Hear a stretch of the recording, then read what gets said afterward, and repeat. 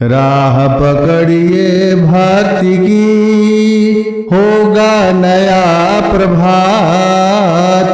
भय है अब किस बात की, जब नारायण अपने साथ। राह कठिन है भक्ति की, पर नर हो न निराश।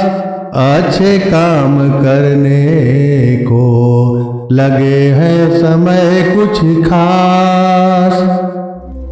भक्तजनों, जैसे आधी रात गुजर जाने के बाद यह निश्चित हो जाता है कि अब पुनः सवेरा होगा, ठीक उसी प्रकार कोई व्यक्ति धर्म के पथ पर चलना प्रारंभ कर देता है तो यह बात अकाट्य सत्य हो जाता है कि उस व्यक्ति के जीवन में भी धर्म रूपी नया सवेरा होने वाला है।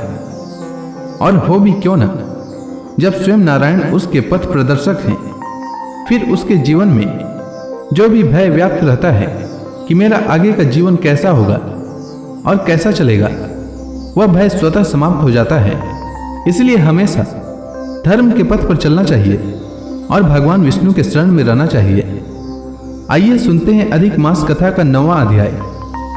सूत जी बोले, तदंतर विस्मय से युक्त नारद मुनि ने मेधावी ऋषि की कन्या का अद्भुत वृतांत पूछा।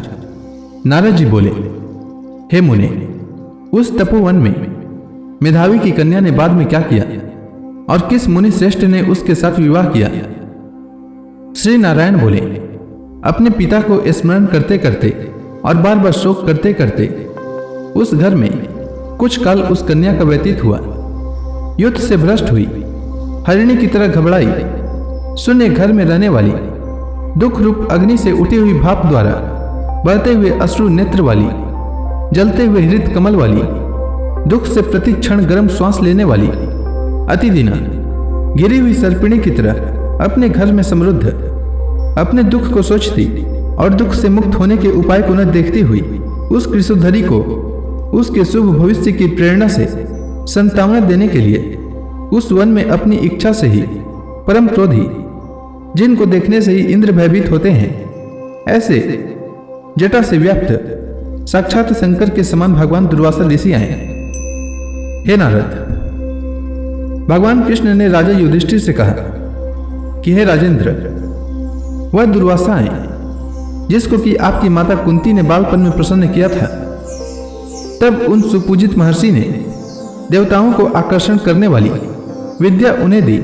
और हे भूपाल, जिन्होंने सब देवताओं से नमस्कार किए जाने वाले मुझको भी रुक्मणी के साथ रथ में बैलों की तरह जोता। दुर्वासा को बैठाकर रथ खींचते हुए जब हम दोनों मार्ग चलने लगे, तब चलते चलते मार्ग में अति तीव्र प्यास से सूख गए थे तालु और ओष्ठ। जिस रुक्मणी के ऐसी जल चाहने वाली रुक्मणी ने जब मुझे सूचित किया, तब कंधे पर रथ की जोत को रखे हुए चलते चलते ही पांव के अग्रभाग से पृथ्वी को दबाकर रुक्मणी के प्रेम के वशीभूत मैंने भोगवती नाम की नदी को उत्पन्न किया।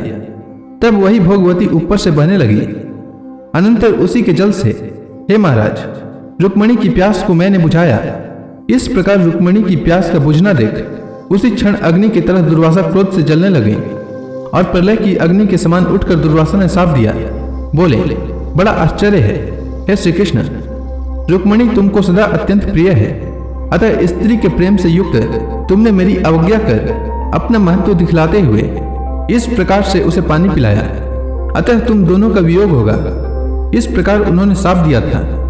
हे युधिष्ठिर, वही यह दुर्वासा मुनि है, साक्षात रुद्र के अंश से उत्पन्न, दूसरे काल रुद्र की तरह महर्षि अत्रि के उग्र तप रूप कल्प वृक्ष के दिव्य फल, पतिव्रताओं के सिर के रत्न, अनसुया भगवती के गर्भ से उत्पन्न अत्यंत मेधा युक्त दुर्वासा नाम के ऋषि, अनेक तीर्थों के जल से भीगे हुई जटा से भूषित सिर वाले साक्षात तपोमूर्ति दुर्वासा ऋषि को आते देखकर कन्या ने शोक सागर से निकलकर धैर्य से मुनि के चरणों में प्रार्थना की।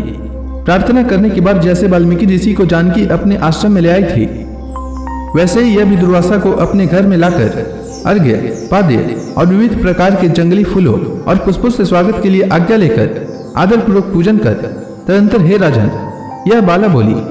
कन्या बोली, हे महाभाग, हे अत्रि कुल के सूर्य, आपको प्रणाम है। हे साधु, मेरी अभाग्य के घर में आज आपका शुभागमन कैसे हुआ? हे मुनि, आपके आगमन से आज मेरा भाग्योदय हुआ है, अथवा मेरे पिता के पुण्य की प्रवाह से प्रेरित मुझे संतावना देने के लिए ही आप मुनि सतम आए हैं। आप जैसे महात्माओं के पांव के धूल जो हैं वह तीर्थ रूप है। उस धूल का स्पर्श करने वाली मैं अपना जन्म आज सफल कर चुकी हूँ। आज मेरा व्रत भी सफल है। आप जैसे पुण्यात्मा के जो आज मुझे दर्शन हुए, अतः आज मेरा उत्पन्न होना और मेरा पुण्य सफल हुआ। ऐसा कहकर वह कन्या दुर्वासा के सामने चुपचाप खड़ी हो गई। तब भगवान शंकर के अंश से उत्पन्न दुर्वासा मुनि मंद हास्य युक्त बोले। दुर्वासा बोले, हे द्विजसुते, तू बड़ी अच्छी है। तूने अपने पिता के कुल को तार दिया। यह मेधावी ऋषि के तप का फल है जो उन्हें तेरी ऐसी कन्या उत्पन्न हुई। तेरे धर्म में तत्परता जान कैलाश से मैं यहाँ आया और तेरे घर आकर तेरे द्वारा मेरा पूजन हुआ।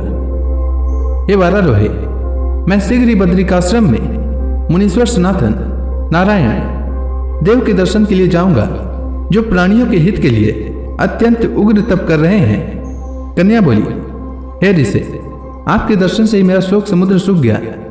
अब इसके बाद मेरा भविष्य उज्जवल है, क्योंकि आपने मुझे संतावना दी। हे मुनि, मेरी उस प्रादुर्भूत बड़ी भारी ज्वाला युक्त दुख रूप अग्नि को क्या आप नहीं जानते हैं?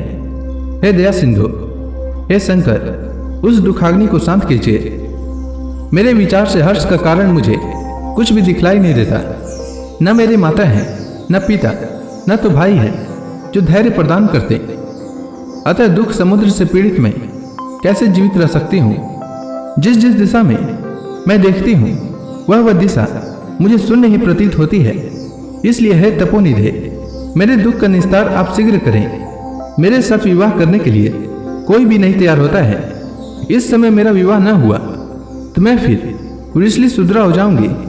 यह मुझे बड़ा भय है। इसी भय से न मुझे निद्रा आती है और न भोजन में मेरी रुचि होती है। हे ब्रह्मन, अब मैं शीघ्र ही मरने वाली हूँ, यह मेरा इस समय निश्चय है। ऐसा कहकर आंसू बहाती हुई कन्या दुर्वासा के सामने चुप हो गई। तब दुर्वासा कन्या का दुख दूर करने का उपाय सोचने लगे। श्री नारायण बोले, इस प्रकार मुनि कन्या के वचन सुनकर और इसका अभिप्राय समझकर बड़े क्रोधी मुनिराज दुर्वासा ने उस कन्या का कुछ हित विचार पूर्ण कृपा से उसे देखकर सारभूत उपाय बतलाया। तो इसी के साथ यह अध्याय समाप्त हुआ। इसके आगे की कथा मैं कल के अध्याय में सुनाऊंगा।